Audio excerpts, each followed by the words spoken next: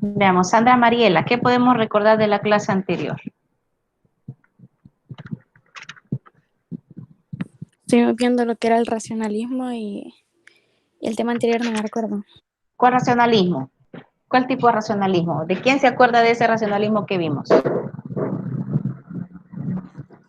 Continental, Javier, ¿de cuál?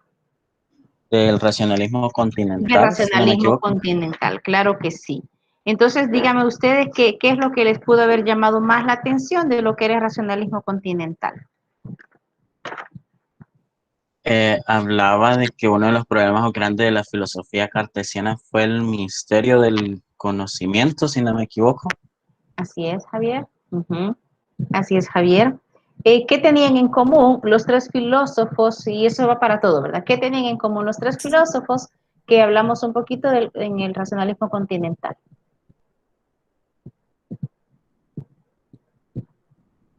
¿En dónde converge su pensamiento o su filosofía? ¿En qué converge?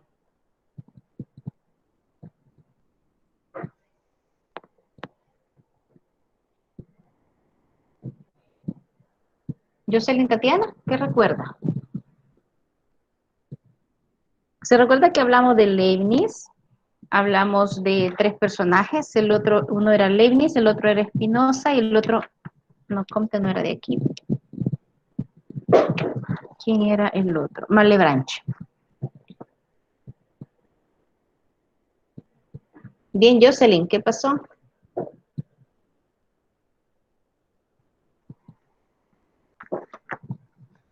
Licenciada, Dígame, Javier.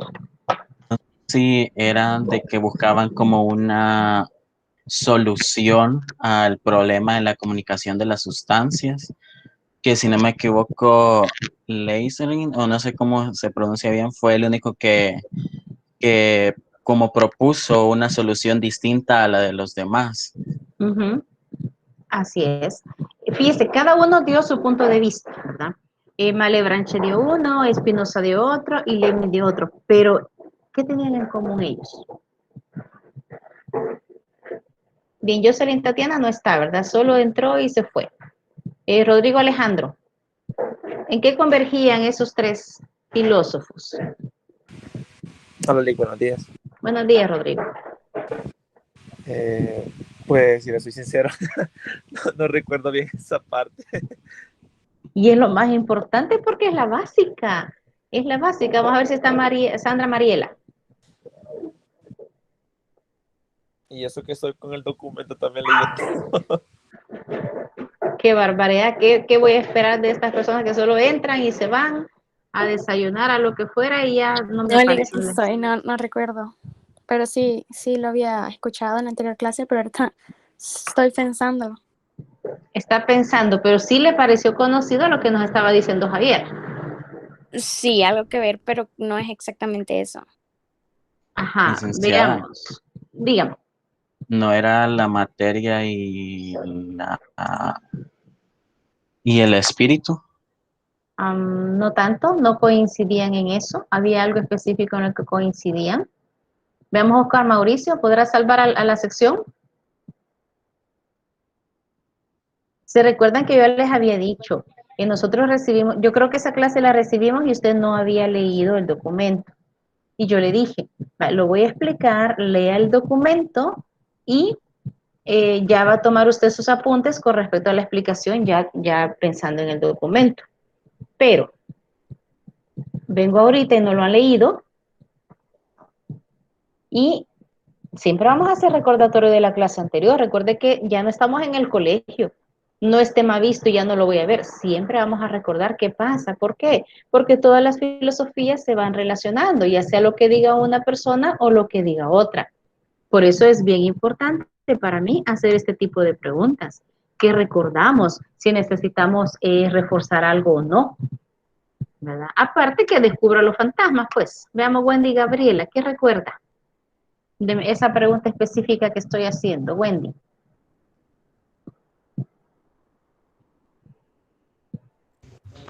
Buenos días, Lick. Buenos días, Wendy. La verdad no recuerdo. Muy bien, Que no, gracias. no podría ser de que ellos tres partían de los mismos principios del cartesianismo, algo así. Por ahí andaban, pero yo me refiero específicamente a la conclusión de la filosofía de cada uno, en qué convergían.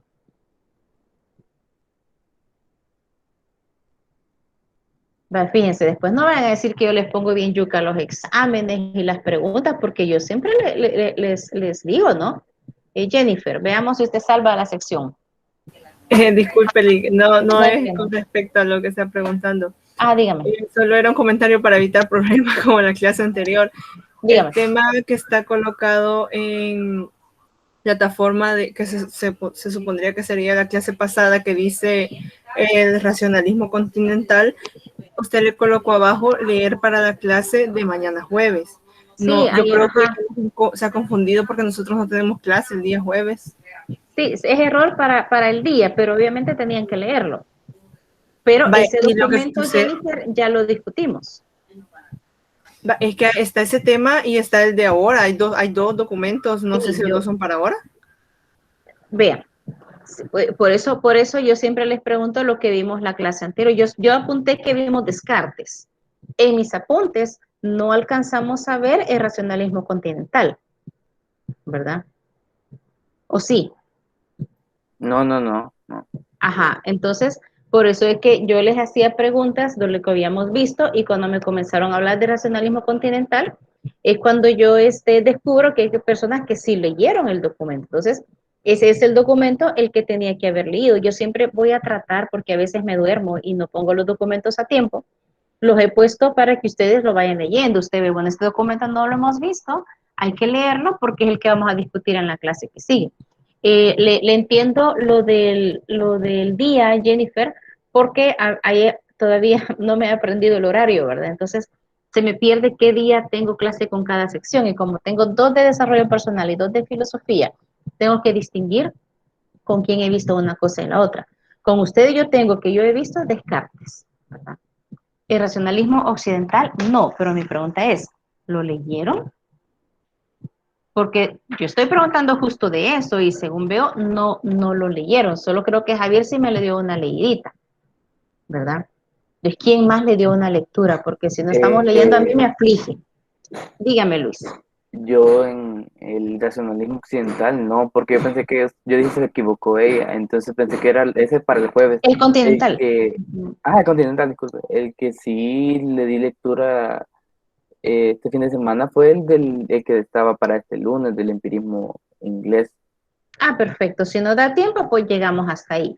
Ajá, disculpe ahí, porque es que sí me confundí con la fecha, porque como decía jueves, pensé que ese Sí, que había tiene puesto era razón. para el jueves. No, la confusión fue mía en cuanto a los días, ¿verdad? Yo casi siempre procuro un tema discutido por clase, ¿verdad? Tema por clase. Pero si, digamos, el tema es muy corto y lo han leído y me permite avanzar, pues por mí mejor, ¿verdad? Entonces, con los que leyeron, alguien ya leyó el racionalismo continental. Yo creo que unas 3 personas de las 22 que están conectadas. Es alarmante. Y podría decir que nadie leyó el empirismo inglés, solo una persona, Luis, creo que me lo estaba diciendo. De ahí los demás me aflige, porque entonces a mí me toca hablar de cosas que no estamos en cuenta, ¿verdad? Con lo que decía Javier en el racionalismo continental, sí, habla que la primera duda es la comunicación de las sustancias. ¿A qué le llamaba sustancia? A nosotros. ¿Cómo nosotros nos comunicábamos entre nosotros o cómo nosotros nos comunicábamos con nuestro interior? La duda siempre sale, bueno, ¿de dónde surge todo movimiento? ¿De dónde surge todo pensamiento? Las mismas dudas que han aturdido al ser humano desde el inicio, cuando vimos nosotros los filósofos griegos, si se recuerda. Javier, lo escuchamos. Sí, licenciada, algo que me llamó la atención de ese tema, donde decía que parece como cosa clara que dentro del hombre el alma actúa sobre el cuerpo y el cuerpo sobre el alma.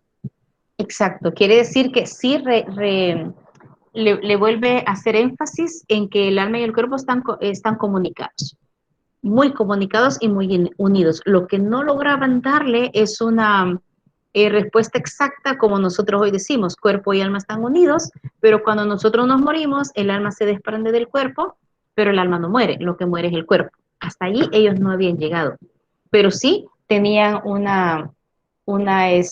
interés grande en qué pasaba con eso, ¿verdad?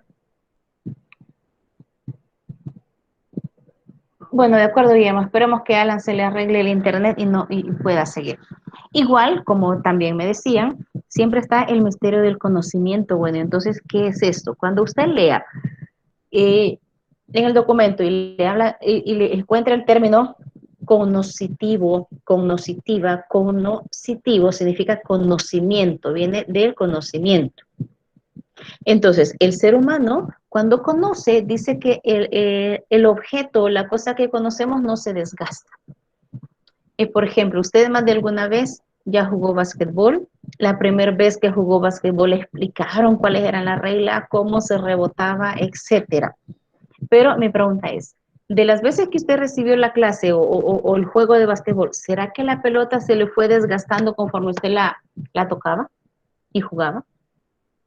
A un punto de usted decir, ¿desapareció la pelota? No, ¿verdad? Entonces, a esto se refiere a la primera parte, donde le dice, la apropiación cognitiva, el sujeto no toma físicamente el objeto. Antes bien, el objeto no se altera por ser conocido, ni la potencia cognitiva sale tampoco fuera de la mente del ser que conoce. Esa pelota, la primera vez usted la vio redonda, pero cuando a usted se la dieron, usted la tocó. Pero del momento en que usted la tocó, no vamos a decir que fracciones de la pelota le quedaron pegadas en la mano. O que usted tuvo su espíritu que salir de su cuerpo, impregnarse de la pelota para poder conocerla. Quiere decir, nosotros todo lo que conocemos, todo lo que vemos, todo lo que tocamos, no significa que se desgaste, ¿verdad? O alguien que me vaya a decir, por ejemplo, mire, mi mente se desgastó y ya yo más matemática ya no puedo aprender.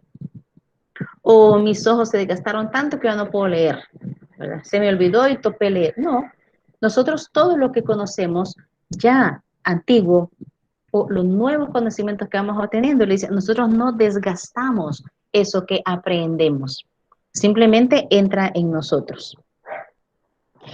Y le habla, bueno, de Descartes, la comunicación de las sustancias. ¿Se acuerdan cuál era el error que yo le señalaba a Descartes? ¿Se recuerdan cuál era el error que yo le decía a Descartes? Todo lo de él estuvo muy bonito, su método cartesiano para mí excelente, pero tuvo un error. ¿Cuál recuerdan que era?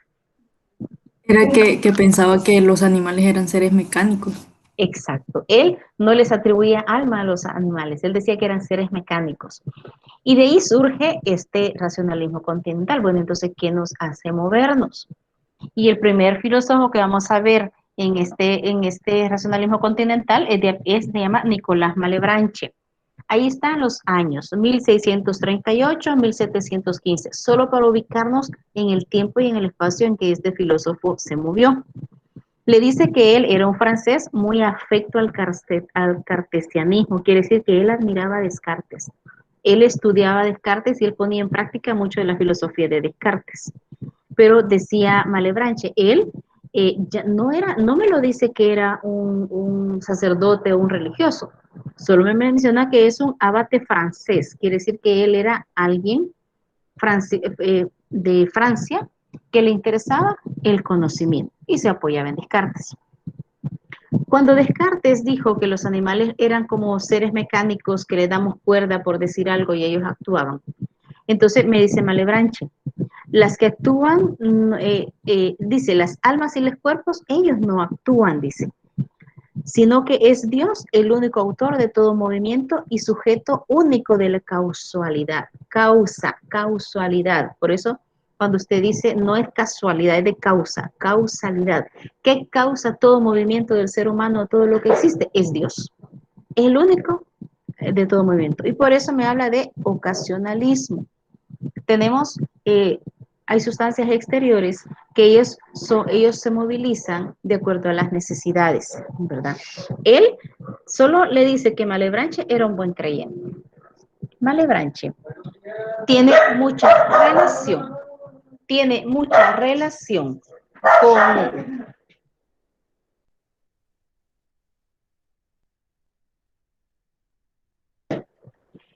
Se recuerdan de San Agustín. San Agustín decía, hablaba de la teoría del iluminismo. Él decía que era Dios el que hacía que las personas hicieran buenas acciones. ¿Se acuerdan? ¿Sí? Malebranche coincide con San Agustín, porque dice que hay una iluminación divina que es la ocasión de todos los movimientos exteriores. Todo lo que yo haga, dice, es porque Dios me hace que yo lo haga. Entonces es un creyente y coincide con San Agustín. Viene otro filósofo de apellido Spinoza. Le dice que Spinoza ahí le describe que él era de origen español, pero por situaciones a lo mejor políticas o sociales de la época, sus padres los obligaron a emigrar, a que salieran del lugar. Javier, lo escucho, lo Sí, escuchamos. yo aquí tengo anotado como los puntos que me llamaron bastante la atención de ese tema, y uno fue que decía que Spinoza fue el que quiso llevar al cartesianismo hasta las últimas consecuencias, Así sabiendo es. que se tenía que atener a una estricta racional, algo así, si no me equivoco, era lo que Sí, decía. así es. O sea que a lo mejor de todos, es Spinoza el que más estudió a Descartes y trató, llamémosle así, como de poder comprobar si era cierto o no lo que él hacía. Por eso él dice, bueno, su familia fueron sacados del lugar de origen y entonces ellos se refugiaron en Holanda. Y le dice, Dios actúa y las criaturas solo son manifestaciones de Dios. Y a toda manifestación le llama un accidente. Por ejemplo, si usted grita o si usted se tira una gran carcajada, entonces, según Spinoza dice, esa carcajada significa que Dios estaba riendo. Entonces, ese accidente carcajada es una manifestación de Dios, ¿verdad? Se recuerda que decíamos, Descartes era un religioso, él creía en Dios. ¿Por qué? Porque él anduvo peleando en diferentes batallas, pero religiosas. Por eso es que él era un creyente de Dios. Y Malebranche dice que las criaturas, por decirlo así, ellos no son autónomos, nosotros no nos movemos por nosotros mismos. Si yo estoy moviendo esta mano, por ejemplo, es porque Dios está manifestando en mi mano que mueve. Es Dios el que nos mueve. Él es, y en eso, a esta me refería cuando yo les preguntaba, ¿en qué van coincidiendo estos tres filósofos del racionalismo continental? En que son creyentes de Dios. Y todo movimiento, todo accionar de las sustancias se lo atribuyen a Dios. Y le dice que ¿quién es Dios? Es una sola sustancia, todopoderoso, que Él no es accidente de nadie, porque Él es el que ha creado todo y lo demás es accidente de su presencia. Como son contemporáneos, Spinoza con Leibniz, usted va a leer ahí que cada uno vivió por separado, pero ellos como que lograron conocerse por cartas. Epístola significa carta. Cuando usted lea que le dice Guillermo Leibniz hizo a Spinoza, del que solo sabía por relación epistolar. Quiere decir que ellos se escribían. Es como cuando usted se escribe correos con alguien que no existe, ya sea por relación de trabajo, por lo que sea. ¿Cómo conoce a esta persona? Por correos electrónicos que se mandan. Ahora, Leibniz y Spinoza solo se conocían por cartas que ellos intercambiaban, a lo mejor de la filosofía y de los pensamientos que ellos tenían. Me explica de Leibniz como un gran científico y matemático, inventor del cálculo infinitesimal. Podríamos decir o culpar a Leibniz, que es uno de los culpables que nos hicieron pensar mucho en los números, en los cálculos infinitesimales, en la notación científica, etcétera, punto a la izquierda, punto a la derecha, exacto. Era un hombre bastante inteligente, ¿verdad?, para haber creado todo eso. Y le dice Leibniz que da al problema de la comunicación de las sustancias una solución distinta a la de Malebranche y Spinoza. Leibniz piensa en dos relojes.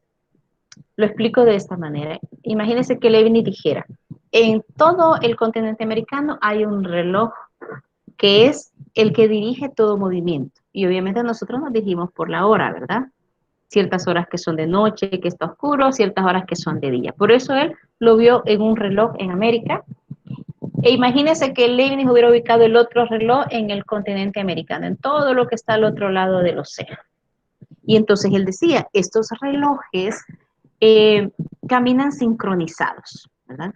Sincronizado el de América con la igual sincronización al que está en Europa. Pero decía, es de pensar que estos relojes necesitaron de un relojero que les diera mantenimiento y que fuera cuidando, que fueran sincronizados, que esa sincronía no se partiera, no se perdiera.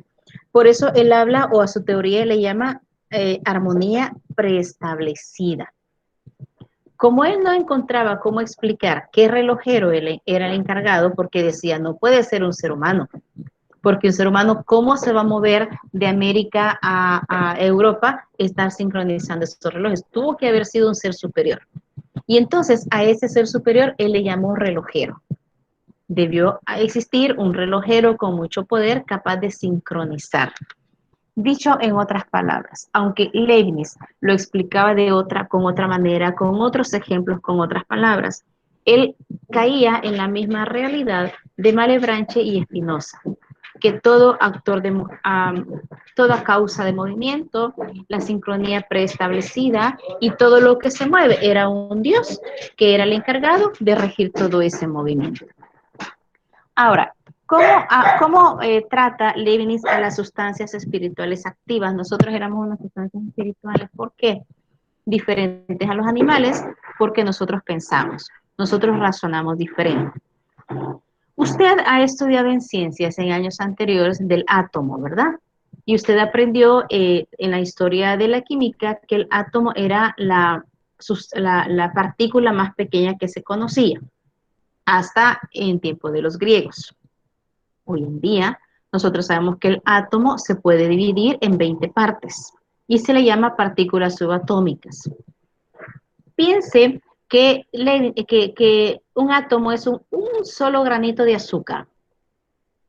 Quiero ver, me decían, ¿verdad que Leibniz era el que decía que sin una razón suficiente no se puede afirmar cuando una proposición es verdadera? Así es, Javier. Porque acuérdese que ellos iban orientados en el racionalismo. Y en alguna medida, vamos a ir leyendo más adelante en el empirismo inglés, creo que se da, que me vuelve a aparecer el nominalismo. ¿Se acuerdan que el nominalismo lo comenzamos a conocer allá por la cuestión de los universales? Los nominalistas solo creían en lo que podían ver, en lo que podían tocar. Si no tenían experiencia con la cosa, llamémosle así, ellos no creían en su existencia. Entonces, en alguna medida todavía prevalecía seres que eran nominalistas, aunque no se autodenominaban nominalistas, y seres que sí creían en los universales. Entonces, por ahí anda la cosa. Entonces les decía, imagínense un granito de azúcar que usted lo pueda dividir, y de hecho se puede dividir en 20 partes. ¿Será que con nuestro ojo natural podremos ver cada una de esas 20 partes?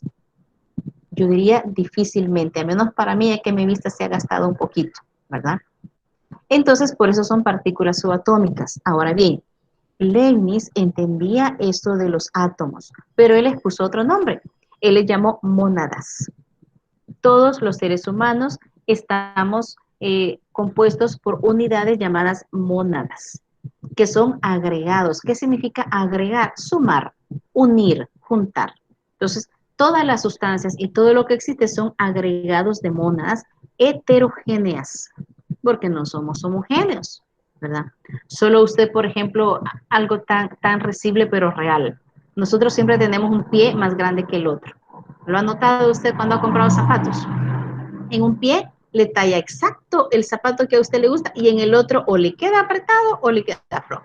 No es igual.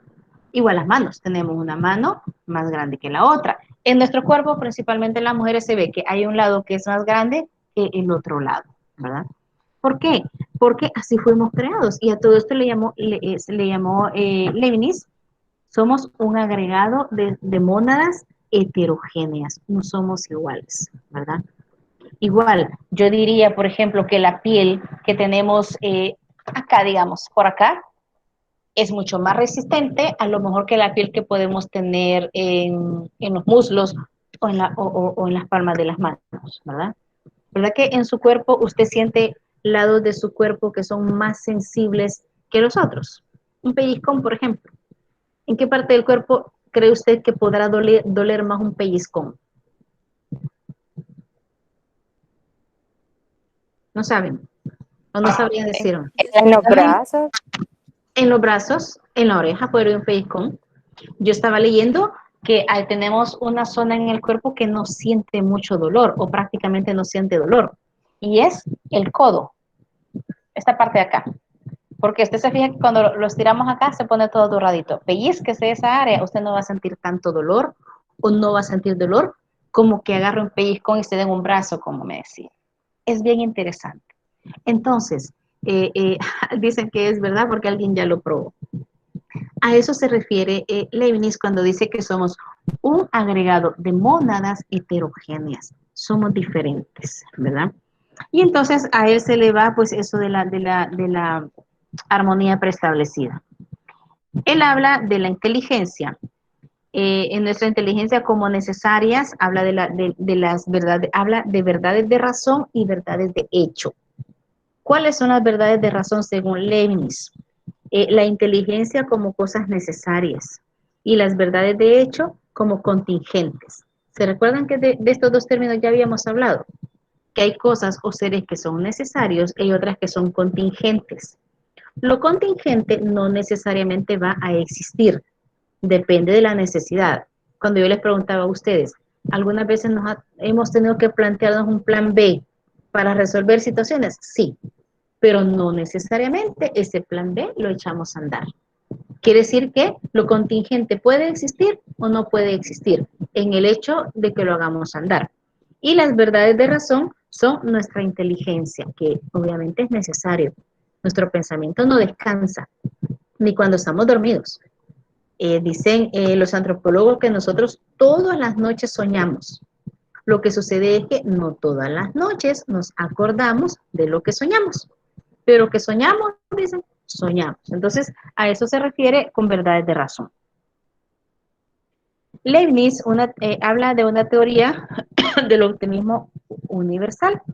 Según ella, este mundo en el que vivimos es el mejor de todos los posibles, es el mejor.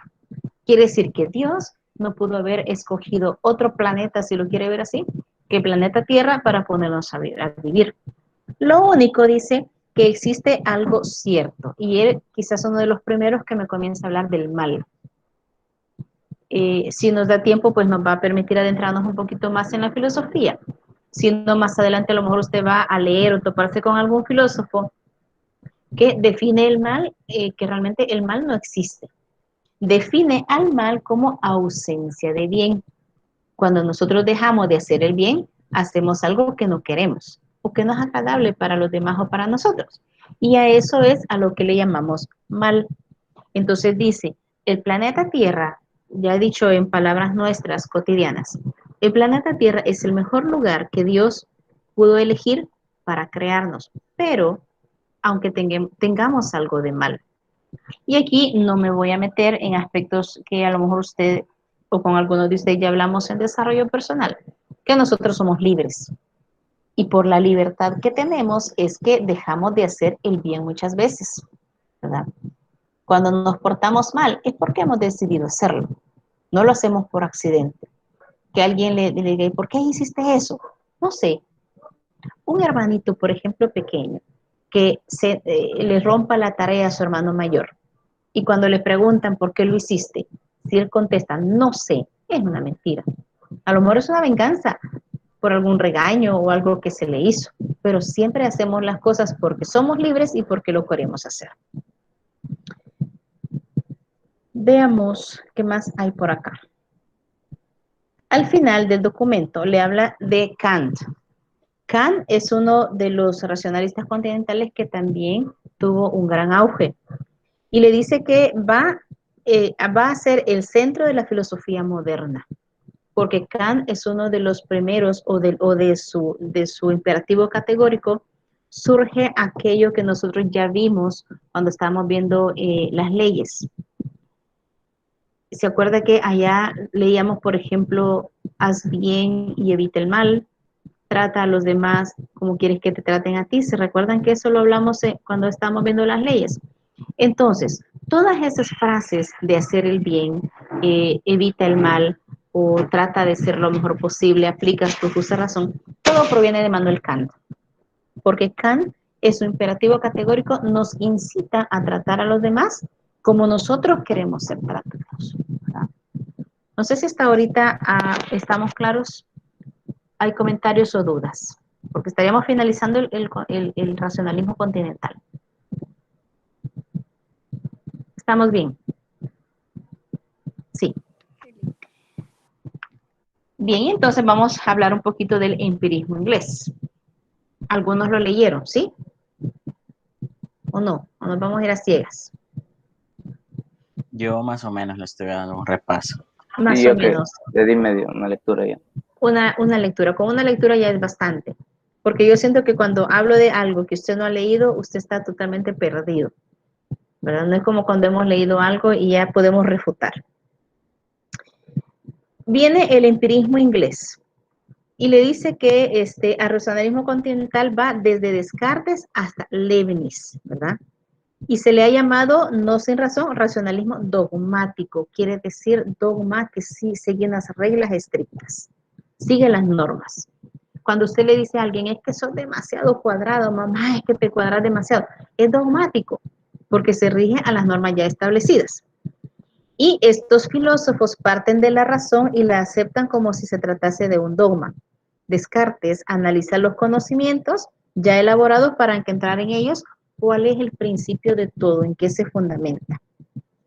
Vienen los empiristas ingleses y le dice que ellos también tratan de encontrar la verdad en un análisis de la razón y suponen a sí mismo la realidad o tratar de buscar también su punto de vista.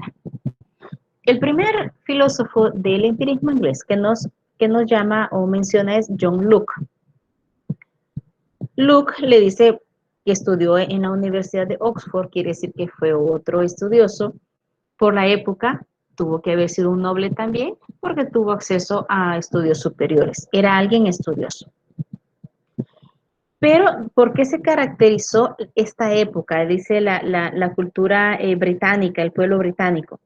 Trataron de dejar ya a un lado la abstracción, los análisis, los conocimientos teóricos, llamémosle así, como que se cansaron un poquito de los análisis, de las conclusiones y de todo lo que es teoría.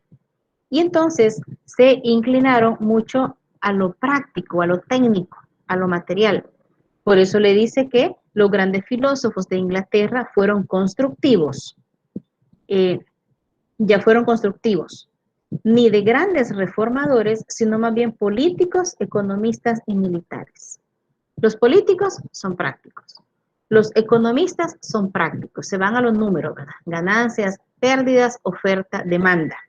Y los militares, bueno, a las armas, ahí no andan gastando tanto la mente. Si quisiéramos clasificar, o yo personalmente podría clasificar a la Inglaterra de esta época como haraganes. No, es que lo más fácil, ¿se acuerdan de la economía del pensamiento? No expliques por más lo que puedes explicar por lo menos. Todas estas son influencias de estos filósofos y sus puntos de vista. Ahora bien, Locke comienza a desconfiar del método adoptado por Descartes. Desconfió de su duda, desconfió de él. Porque Descartes, él pensaba que los seres humanos nacemos con ciertas ideas que traemos ya de nacimiento. Él, como hoy le podríamos decir, que nacemos con una cierta herencia genética, ¿verdad? Los científicos hoy en día han demostrado que sí, nacemos con ciertos conocimientos, con ciertas herencias, por eso es que a lo mejor si a un joven o a un niño se le facilita, por decir algo, aprender un instrumento, es porque a lo mejor sus padres o su abuelo o sus antepasados fueron muy aptos a tocar un instrumento. Y ahí le vino el gen y él tiene facilidad para tocar y aprender a tocar un instrumento. Un hijo, por ejemplo, descendiente de alguien que hablaba muchos idiomas, quiere decir que él podría nacer con esa facilidad de poder aprender varios idiomas. Yo en lo que tengo de trabajar en la universidad solo tuve un alumno, ya tiene años de haberse graduado, ya es un muchacho, un hombrecito, digamos, ya trabajando. Lo dejé de ver cuando ya había aprendido 4 idiomas. Me parece que era el inglés, el francés, el italiano, y no me acuerdo si era el mandarín o algo así. A mí me asombraba un joven salvadoreño, santaneco, que decía manejando esos idiomas. A lo mejor dentro de su genética alguien conocía los idiomas y se le hizo fácil. Porque yo no sé, a la mayoría de las personas ya solo el inglés nos ha dado dolor de cabeza, ¿verdad? Y es admirable cuando ya alguien trata de aprender otro idioma. Entonces, Descartes decía que nosotros veníamos con conocimientos innatos. John Locke no. Decía que los seres humanos nacen como papeles en blanco. Nuestra mente viene en blanco. Y todo lo que vamos aprendiendo, lo vamos aprendiendo por la experiencia con eso que aprendemos. Llamémosle la cosa. Cuando yo tengo experiencia con esa cosa, entonces yo lo conozco y lo aprendo. Quiere decir, y todo viene por los sentidos. Él habla entonces de ideas simples y de ideas compuestas.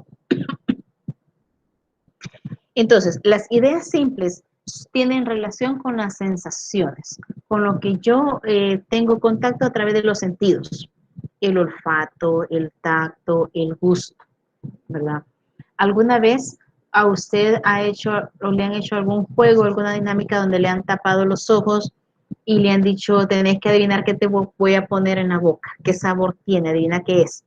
Y usted dice, me diste limón, me diste jocote, etc. Entonces, así decía John Locke, las ideas simples. Conozco a través de los sentidos. Y las ideas compuestas es cuando ya yo uno varias sensaciones que he obtenido a través de varios sentidos y así voy formando mi cúmulo de conocimiento. No traemos ideas innatas, no nacemos con herencia genética según él, sino que nacemos como papeles en blanco que según la experiencia con la que nos topamos, así nosotros vamos aprendiendo. Viene otro personaje, otro empirista famoso de apellido Condillac. Su punto de vista es bueno conocerla porque, aunque un poco fuera de lo común o ilógica, él describe al ser humano o a los espíritus como una estatua. Y una estatua obviamente se parece un poco a lo que dice John Locke, porque la estatua no tiene conocimientos innatos. Y entonces Condillac decía que todo lo que se le acerque a esa estatua lo va a percibir por una sensación y se va a describir esa sensación. Por ejemplo, le dice, si a esa estatua, dice en el documento, se le acerca una rosa y la estatua siente el olor a rosa, la estatua se autodenomina yo soy olor a rosa. O yo soy olor a pupusas, por ejemplo. Yo soy olor a pollo campero.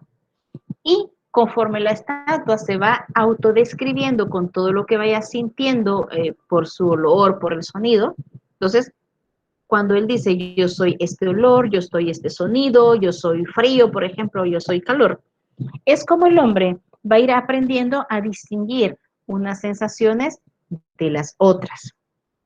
Y aquí me vuelve a hablar de ideas secundarias y primarias, ¿verdad? Quiere decir que las primarias son a varios sentidos, todo lo contrario, y las secundarias a un solo sentido, parecido a lo que decía John Locke, ¿verdad? Pero vean lo contrario, para nosotros primario es lo número uno, para ellos primario es varias sensaciones y secundario es a un solo sentido. Veamos qué más me dicen.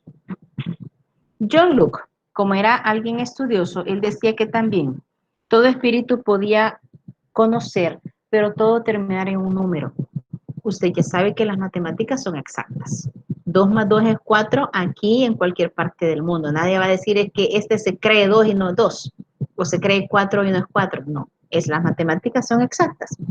Por eso es que no solo él, sino muchos filósofos tratan de darle explicación a todo y terminar en un número.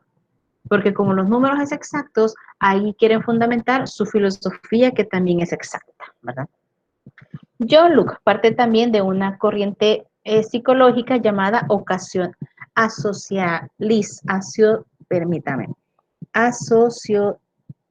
como que nosotros asociamos, me cuesta leer esta palabra, asociacionismo, cuando nosotros asociamos.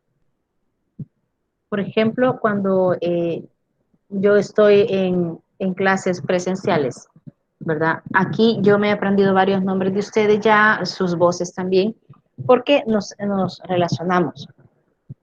Cuando estamos en presenciales, uno de mis retos principales es aprenderme el nombre de todos mis alumnos.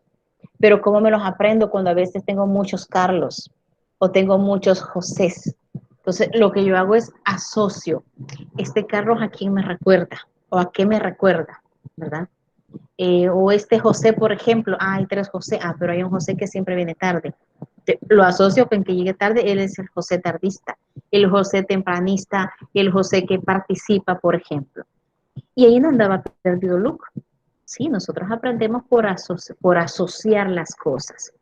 Lo que tenemos lo asociamos a algo y por eso no se nos olvida.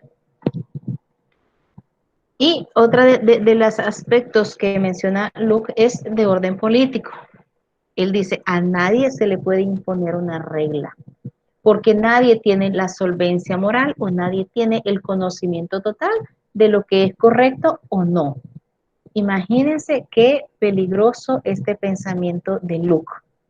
Imagínense que tengamos, o sus padres tuvieran el pensamiento de Luke, no, es que yo no tengo por qué corregir a mi hijo porque yo no tengo la certeza qué es el bien y qué es el mal. ¿Qué tipo de hijos creen ustedes que fueran ahorita si hubiesen crecido en esa línea? Que nadie los podía corregir porque nadie podía saber cuál era realmente el bien y cuál era realmente el mal.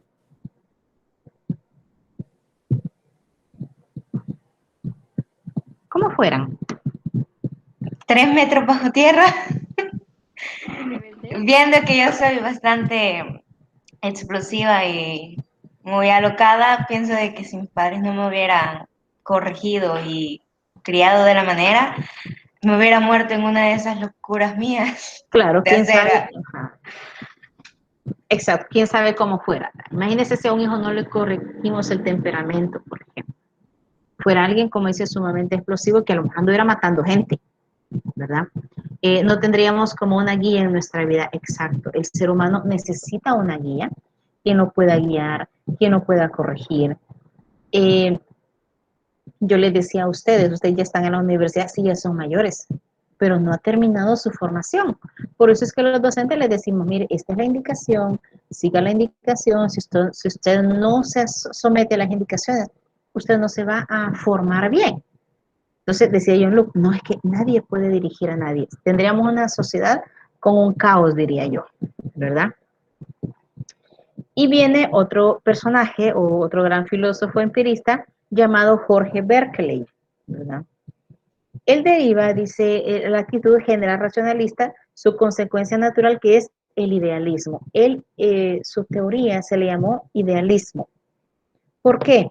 Porque él ya había escuchado hablar sobre las ideas o cualidades primarias contrastadas a varios sentidos. Quiere decir que se van relacionando, va aprendiendo de la teoría que dice un filósofo, pero él adopta la de él. Pero él habla de un mundo objetivo. Cuando hablo de mundo objetivo, usted creo que está claro a qué me refiero. Cuando le digo, por ejemplo, los valores morales son objetivos, quiere decir que lo que está bien en El Salvador por la moral, eso va a estar bien en Australia, que está sumamente lejos de El Salvador, pero sí va a ser bien. Y lo que por moralidad es malo en El Salvador, también va a ser malo en Australia. Eso es una verdad objetiva sobre la moral. Y entonces decía Berkeley que ese mundo objetivo no ha sido visible, no lo hemos podido ver.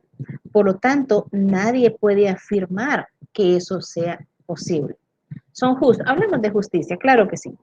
¿Por qué afirmar lo que nunca se ha visto ni por principio es posible ver? Entonces, a todo él le llamó el mentir de las estrellas. ¿Se acuerdan que los universales por esta línea andaban? Yo no puedo creer en algo que yo no haya visto, solo en lo que haya visto. Lo que no está en mi mente, lo que solo está en mi mente, lo que yo no puedo ver o no he tenido contacto, eso para mí no existe. Esa era la cuestión de los universales. Quiere decir que Berkeley se dejó influenciar por esa teoría, por eso le llama que todo es el mentir de las estrellas. Yo no puedo creer, por ejemplo, creer en un abuelito, mis hijos en el caso, ¿verdad? Solo los mayores conocieron a, bueno, mi papá lo llegó a conocer a ellos porque estaban chiquitos, pero mis hijos obviamente tenían 1 y 3 años, no lo conocían a él, ya no se acordaban de él. Los otros dos obviamente no los conocieron, pero yo les decía, este es mi papá, este es su abuelo, y ellos crecieron con eso. Si ellos tuvieran o hubiesen nacido o crecido con el pensamiento de Berkeley, me hubieran dicho, yo nunca he tenido abuelo. No me estés inventando que esa señora no es nada mío porque yo no lo conocí. No lo conocí, no lo quería. Yo no puedo saber si existe, porque si nunca lo he visto, aunque me digas que está en otro país, yo no sé. Así pensaba Berkeley. El mundo objetivo yo realmente no lo puedo ver.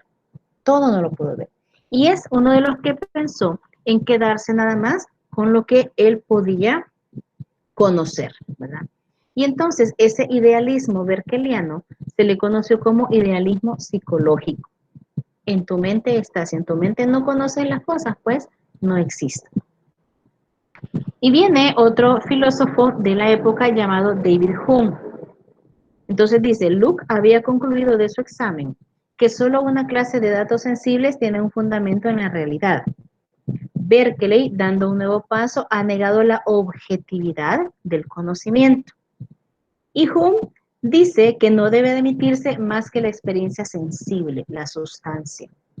Para Hume dice que yo no conozco más que esto, pero supongo que todo ello son accidentes de un sujeto o una sustancia en común. Él pone el ejemplo de una mesa.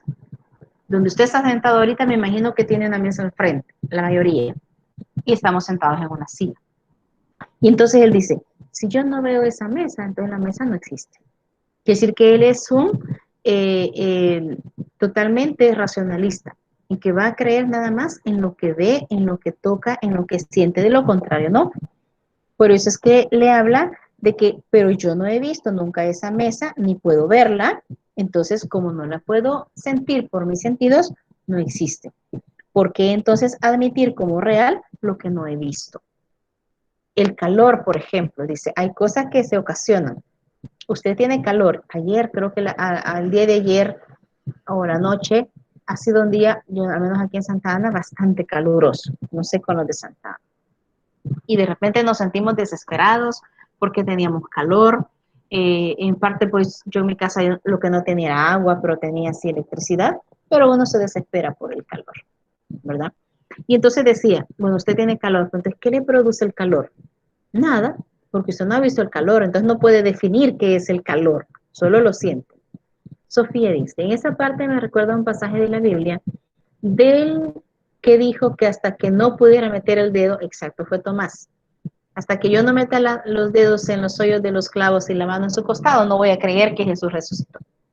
Entonces a eso se refiere. Si yo no puedo ver la causa, entonces difícilmente puedo creer, ¿verdad? Pero la causalidad misma no la he visto ni la ha visto nadie. Entonces él dudaba de lo que causaba las cosas, ¿verdad? Por ejemplo, en un lugar, pienso en un país donde cae nieve. Obviamente la gente no va a andar vestidos como nosotros no estamos vestidos ahorita, obviamente va a andar bien abrigado. Y la gente podría decir, bueno, hace frío, a lo mejor por la nieve, pero esta nieve ¿de dónde salió? Nosotros científicamente ya sabemos cómo se forma, ¿verdad? Los cambios de temperatura, etcétera.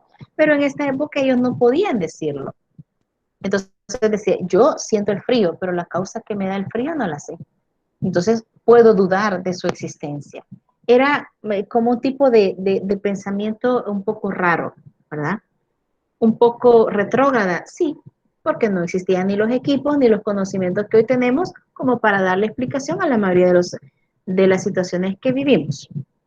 Y le dice, yo digo que el calor es causa de esa dilatación. ¿Se acuerda que todos los cuerpos se dilatan con el calor? Por ejemplo, cuando usted se pone su par de zapatos en la mañana, los siente flojitos. Pero ya eso de las 2 de la tarde, 3 de la tarde, que hace mucho calor, usted siente que el zapato le aprieta un poquito. Pero es porque nuestro cuerpo se ha dilatado por el calor. Cuando nos vestimos en la mañana, el pantalón o lo que nos pongamos nos queda normal. Ya sentimos que después de almuerzo nos aprieta y no es porque comimos bastante en el almuerzo. Es porque con el calor nos dilatamos. Por eso es que dice Berkeley, Hume, El calor causa la dilatación, pero esa dilatación es efecto del calor. Pero ¿quién creó a quién? No lo he visto. Entonces, él comenzaba a dudar de eso, ¿verdad? La causa misma yo no la he visto. Ni la idea de sustancia ni la de causalidad tienen un fundamento real para Hume, porque no podía darle una explicación, ¿verdad? No sé si hay comentarios hasta ahorita. ¿Estamos bien? Sí. Bueno, yo los invito a que en la próxima clase, bueno, la próxima semana ya quiero hacer un examen, un laboratorio. Y como usted ya trabajó en la primera tarea, que eran los primeros 2 cuestionarios, de estos 2 temas usted me va a hacer también cuestionarios, pero yo le voy a hacer un laboratorio de los primeros temas. ¿Cuáles son esos primeros temas que vimos en el tercer periodo, de los cuales voy a hacer ese laboratorio? El de racionalismo y el renacimiento. El renacimiento del mismo, viene el racionalismo, ¿y cuál otro? Descartes. Descartes. Exacto, Descartes. Entonces, de esos 3 temas, yo voy a hacer un laboratorio la próxima semana. Usted ya me entregó o me va a entregar hoy un cuestionario del racionalismo y el nacimiento y el racionalismo, ¿sí? Va a ser otro cuestionario de Descartes, y después de Descartes, ¿quién venía? El racionalismo, creo yo. ¿Quién? Ah, nadie levantó la mano.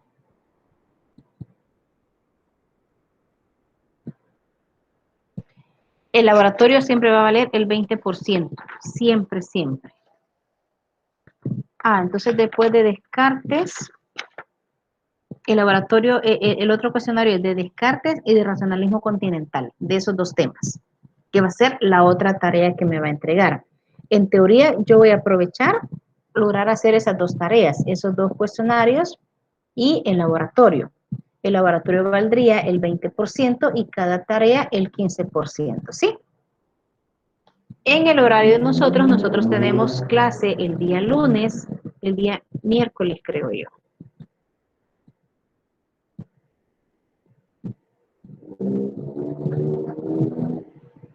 Miércoles, Sí, ¿verdad? lunes y miércoles. Entonces el laboratorio sería el día miércoles, ¿verdad? De la Disculpe, próxima semana. Dígame. ¿este miércoles o hasta el otro? No, el El próximo. 26. Sí. Ok, gracias. Apunten porque yo también estoy apuntando para no confundirme con las secciones. Entonces viene, les dije, de esos 3 temas. Por favor, apunten eso también porque a veces me están preguntando, mire, ¿y de qué va a ser el laboratorio? ¿Y cuándo va a ser? ¿Cuánto va a durar? No sé, todo depende del número de preguntas que yo saque, ¿verdad? El cuestionario sería para este viernes, ¿sí? El segundo cuestionario, la segunda tarea. Me entregan el viernes el segundo cuestionario, la próxima semana hacemos laboratorio, para que una semana antes de los parciales nosotros tengamos clase normal, poder ver todas las dudas que puedan haber para el último parcial y se terminó el ciclo. Ahorita ya estamos ya en lo final. Entonces, si no hay comentarios o dudas y todos estamos claros, entonces llegaríamos hasta acá, ¿verdad? La siguiente clase, yo los invito a que lean, por favor, estos 2 temas que hemos discutido ahora porque no los han leído. Si les sale preguntas, apunte la pregunta y va a ser lo primero que vamos a hablar al inicio de la siguiente clase. ¿Estamos de acuerdo? Sí, ¿verdad? Sí. Bien, entonces, les agradezco el haber estado siempre en clase, a los que siempre me participan.